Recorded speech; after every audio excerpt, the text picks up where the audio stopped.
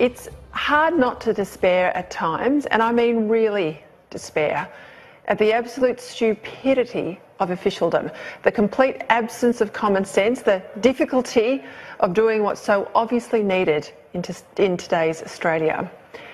As you've heard me say before, we've got the world's most abundant supplies of coal, gas and uranium, yet we've got some of the highest power prices globally. We've got more land than most, yet we've got housing costs in Sydney and Melbourne that rival London and Hong Kong. We've never spent more on schools in this country, but on some measures, our academic performance is below Kazakhstan. We can't build new coal-fired power stations in this country anymore. We've been trying for 20 years and we still can't find anywhere to put nuclear waste from life-saving cancer treatments. Adani can't get their mine up, even though they've spent billions jumping through every imaginable environmental hoop. And I read a report today, there's even moves by supermarkets to require ID to purchase plastic picnic knives. Labor and Liberal, well, they haven't seen a superannuation account that they don't want to diddle.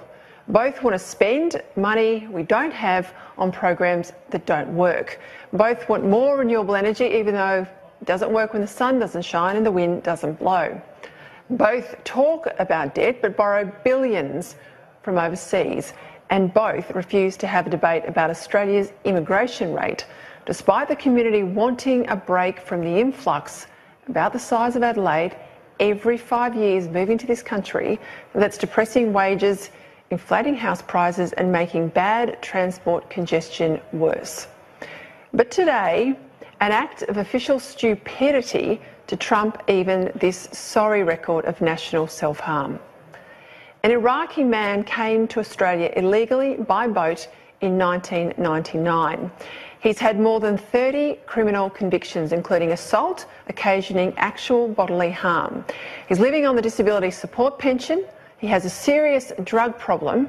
He lied about being a gay Christian when he's actually a Muslim father of 7, and he's just been allowed to stay in Australia because, wait for it, if he went back to Iraq, he might not get the ongoing taxpayer-funded treatment for his drug addiction, leg ulcers and mental health issues.